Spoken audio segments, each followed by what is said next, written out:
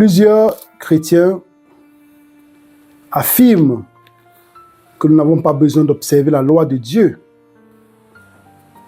Parce que Jésus-Christ est mort pour nous à la croix, il nous a couvert de sa justice.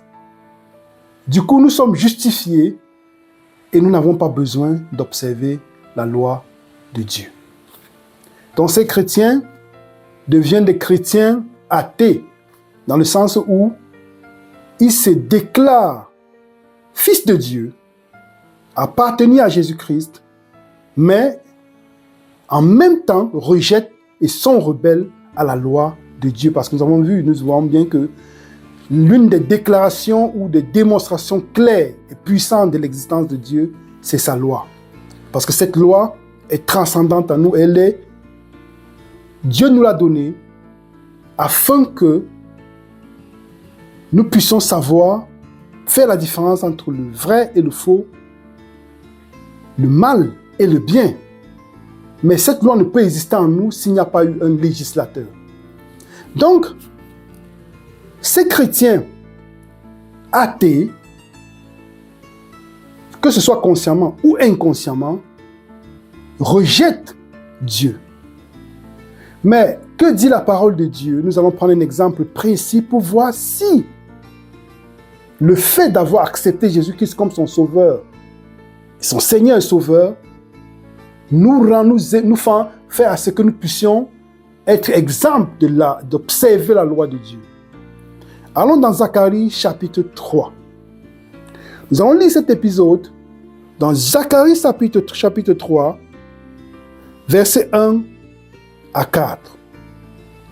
Il me fit voir Josué, le souverain sacrificateur, debout devant l'ange de l'Éternel, et Satan qui se tenait à droite pour l'accuser.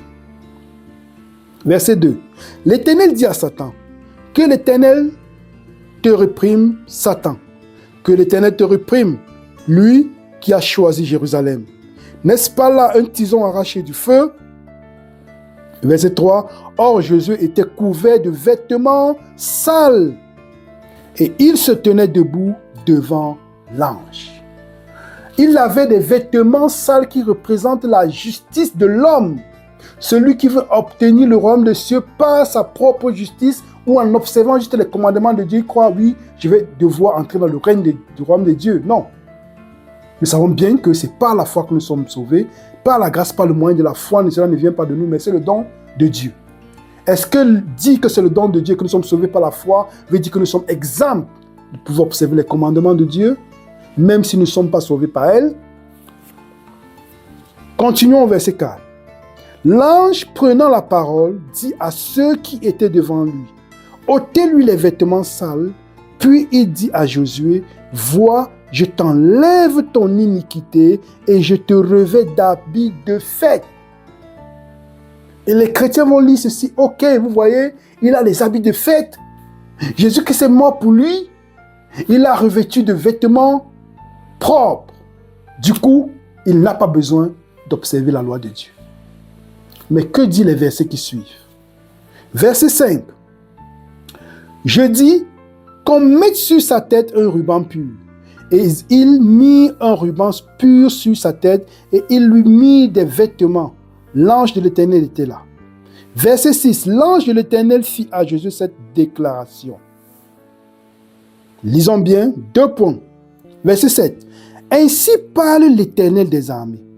Si tu marches dans mes voies, et si tu observes mes ordres, tu jugeras ma maison et tu garderas mes parvis, et je te donnerai libre accès parmi ceux qui sont ici. N'a-t-il pas reçu les vêtements? Oui. Les vêtements blancs? Oui. La couronne? Oui. Mais voyons bien que ça ne s'arrête pas là. Verset 7, ainsi parle l'Éternel des armées, si tu marches dans mes voies. Ça veut dire que Josué, après avoir reçu ceci, s'il ne marche pas dans les voies de l'Éternel, il va perdre le salut. Ce n'est pas une fois sauvé et sauvé pour toujours. Continuons. Tu jugeras ma maison. Comme il est écrit dans 1 Corinthiens chapitre 6, ne savez-vous pas que vous jugerez les anges? Et quand est-ce qu'on va juger les anges? Dans la deuxième phase du jugement. Après le jugement investigatif, le jugement des méchants, c'est pendant le millénium au ciel avec Jésus-Christ. Donc, qui aura accès à cette phase de jugement? Sauf ceux qui auront observé les commandements de Dieu.